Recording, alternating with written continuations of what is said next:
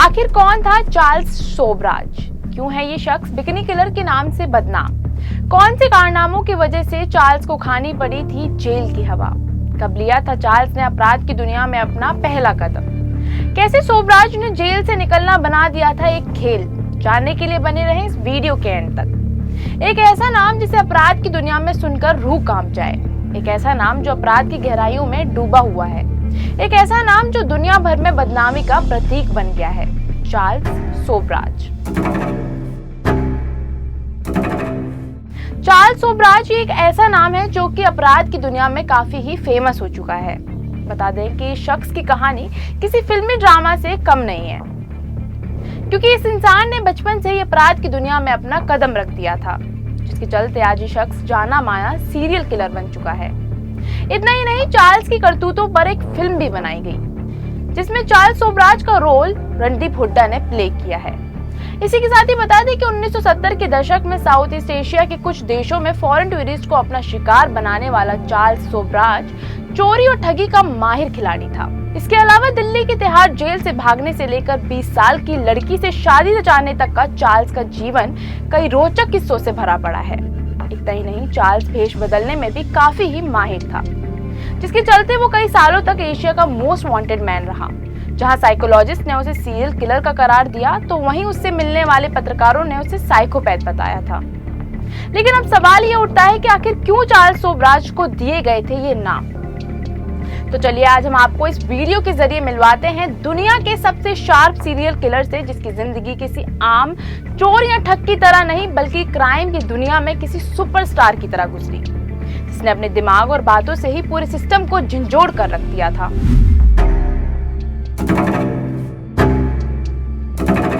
ये कहानी है उस इंसान की जिसने बचपन से ही जिंदगी में तनाव देखना शुरू कर दिया था। दरअसल चार्ल्स सोबराज का जन्म 6 अप्रैल 1944 को फ्रांस के साइगोन में एक भारतीय पिता और वियतनामी मां के घर हुआ था। बता दें कि उसके माता पिता की कभी शादी नहीं हुई थी। जब वह बच्चा था तभी उसके पिता ने अपने परिवार को छोड़ दिया था और मां की प्रेमी ने उसे गोद ले लिया था। लेकिन अपने सौतेले भाई बहनों के कारण माता पिता की बेरुखी झेलने वाला सोबराज बचपन से ही छोटे मोटे अपराधों को अंजाम देने लगा था। उसे 1963 में चोरी के लिए अपनी पहली जेल की सजा मिली थी। इतना ही नहीं, सोबराज को द बिकनी किलर के नाम से भी जाना जाता था।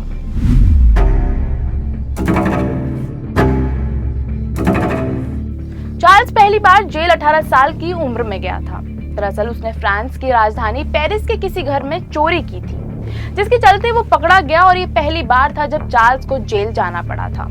हालांकि फिर उसे कुछ दिनों बाद रिहा भी कर दिया गया था। लेकिन इसके बाद चार्ल्स को दोबारा जेल जाने का कोई डर नहीं रहा, या यूं कहें यहीं से उसका अपराधी बनने का सिलसिला शुरू हुआ था।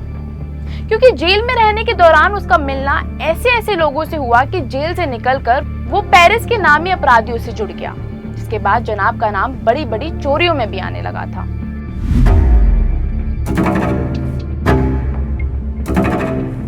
लेकिन इस सब के बीच पेरिस में ही सोबराज की प्रेम कहानी की भी शुरुआत हो गई थी, जहां उसकी शौतल कॉम्पेनियो नाम की एक लड़की से मुलाकात हुई। बता दें कि चार्ल्स ने अपने पहले प्यार को काफी ही रोमांटिक तरह से प्रपोज किया था। दरअसल चार्ल्स ने अपनी महबूबा को एक पार्क में प्रपोज किया था, लेकिन तभी चार्ल्स की खुशी पर ताला लग गया, क्योंकि पुलिस ने चार्ल्स को गिरफ्तार कर लिया था।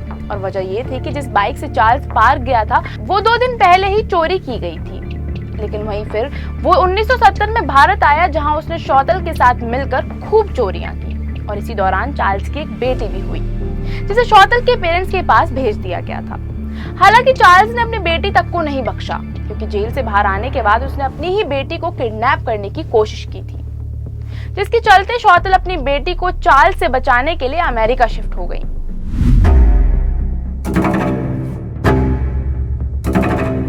भारत में रहने के दौरान चार्ल्स की मुलाकात उसकी दूसरी गर्लफ्रेंड से हुई। इसका नाम था मैरी ऑन्ड्रे लेक्लर्क, जो कि उस समय भारत घूमने आई थी। लेकिन फिर दोनों की ऐसी जमी कि दोनों एक दूसरे के प्यार में पड़ गए थे, जिसके बाद 1975 में चार्ल्स अपनी गर्लफ्रेंड मैरी और अपने एक भारतीय साथी अजय चौधरी के साथ बैंकॉक पहुंचा, जहां वो ज्यादातर टूरिस्ट के साथ उठने बैठने लगा था। इतना ही नहीं, वो खुद को उनके सामने जवाहरातों के कारोबारी के तौर पर पेश करता था, ताकि किसी को उस पर शक ना हो। इसके अलावा ड्रग्स के शौकीनों से भी काफी ही गहरी दोस्ती रखता था।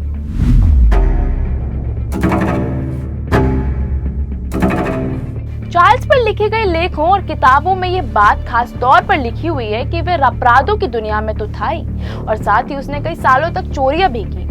लेकिन हत्याएं करने का सिलसिला तब शुरू हुआ जब एशियाई देशों के लॉस से उसका वास्ता पड़ा, खासकर थाईलैंड से। वैसे उससे पहले अफगानिस्तान से भारत तक उसने कई कारनामे दर्ज किए। दरअसल सोबराज टूरिस्ट को अपना निशाना बनाया करता था, जहां वो उन्हें अपनी बातों से बहला फुसलाकर ड्रग्स देता था और उसके बाद उनके सामान और आइडेंटिटी को चोरी कर लेता था और फिर उनकी आइडेंटिटी को गलत तरह से यूज करके अपनी अलग अलग पहचान बनाता था। आमतौर पर सोबराज की शिकार छुट्टियां मनाने वाली टूरिस्ट लड़कियां हुआ करती थी, जो कि ज्यादातर बिकनी पहना करती थी, और वो बिकनी पहनी लड़कियों की हत्या कर देता था, जिसके बाद से वो बिकनी किलर के नाम से मशहूर हो गया था। सोबराज की एक खासियत थी और वो ये थी कि कोई भी उसकी बातों में जल्दी ही आ जाता था। बता दें कि धोखा और बेवकूफ बनाने में सोबराज काफी ही माहिर था, जिसके बाद से उसका नाम द सर्पेंट पड़ गया था।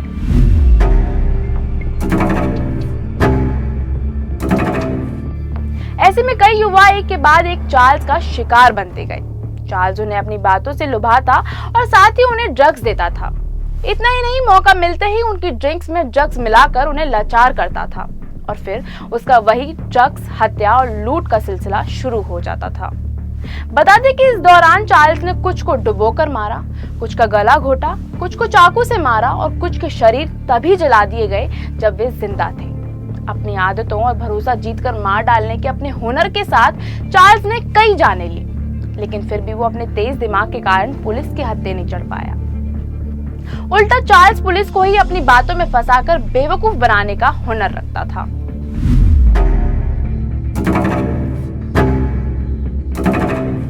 बात करें जुलाई 1976 की, तो चार्ल्स ने तब एक बड़े प्लान को अंजाम देने की कोशिश की थी। दरअसल उसने फ्रांस से आए इंजीनियरिंग स्टूडेंट्स को ड्रग्स देने की कोशिश की थी और इसी दौरान वो पुलिस के हाथ लग गया था, जिसके बाद उस पर चोरी और ठगी के काफी मुकदमे चले, लेकिन उस पर किसी के भी मर्डर का जुर्म साबित नहीं हो पाया, जिसके चलते उसने लगभग 12 साल तक जेल की हवा खाई। लेकिन फिर मई 1982 में भारत की एक कोर्ट में चार्ल्स को इजरायली टूरिस्ट एलन जैकब की हत्या का दोषी करार दिया गया, जिसके बाद उसे उम्र कैद की सजा भी सुनाई गई। लेकिन फिर हायर कोर्ट में अपील करने और सबूतों के बिहाफ पर उसे 1 साल बाद जेल से रिहा भी कर दिया गया था। बता दें कि चार्ल्स को 1988 तक जेल में रहना था, लेकिन 90 के दशक में थाईलैंड में उसके एक्सट्रेडिशन की जोरदार मांग हो रही थी, क्योंकि वहां उस पर 6 लड़कियों समेत कई विदेशी नागरिकों की हत्याओं का मुकदमा चलना था। बता दें कि उस समय वहां पर एक टर्किश और एक अमेरिकी महिला की हत्या का मामला काफी ही सुर्खियों में था। इसके बाद 1985 में भारत सरकार भी थाईलैंड की गुजारिश पर चार्ल्स के एक्सट्रेडिशन के लिए राजी हो गई, लेकिन चार्ल्स जानता था कि थाईलैंड में उस पर जो केस चलेंगे उनमें दोषी पाए जाने पर उसे मौत की सजा भी हो सकती है। फिर 1986 में उसने तिहाड़ जेल में वो परपंच रचा जो कि किसी के लिए भी विश्वसनीय नहीं था। वह तिहाड़ से फुर हो गया, और वो भी तिहाड़ के गेट पर बकायदा फोटो खिंचवाकर।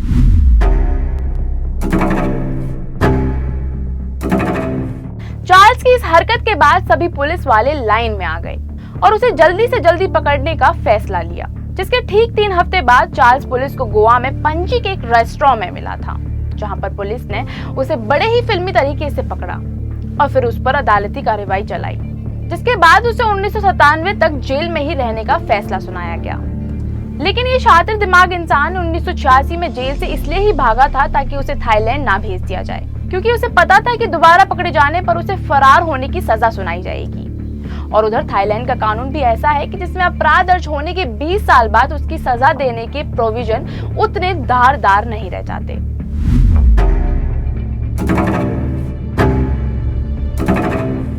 उन्नीस में तिहाड़ से आजाद होने के बाद चार्ल्स फ्रांस चला गया था।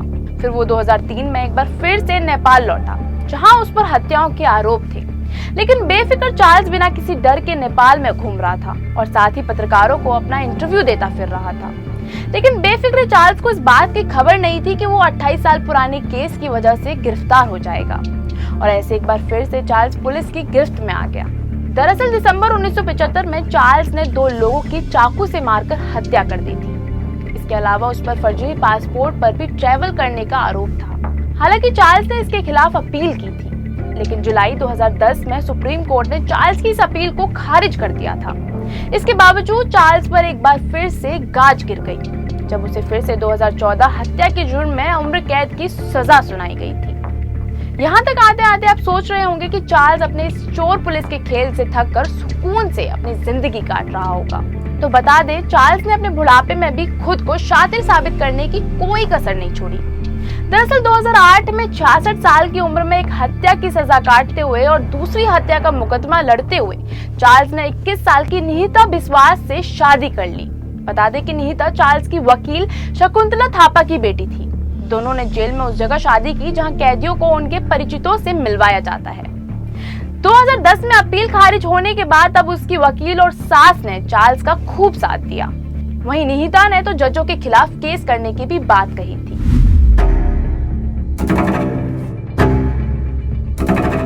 दरअसल 2021 में नेपाल सुप्रीम कोर्ट में जस्टिस तिलक श्रेष्ठ और जस्टिस सपना प्रधान मल्ला की साझा बेंच ने उम्र और सेहत के आधार पर चार्ल्स को रिहा करने का फैसला सुनाया था।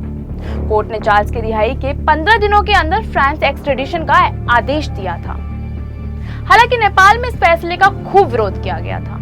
वहीं एक्सट्रेडिशन डिपार्टमेंट ने कहा कि उनके पास सफिशिएंट अरेंजमेंट्स नहीं है, जिसकी वजह से चार्ल्स को साल 2022 के दिसंबर महीने में जेल से रिहा कर दिया गया था। और इस तरह चार्ल्स इतना कुछ करने के बाद भी जेल से रिहा हो गया था।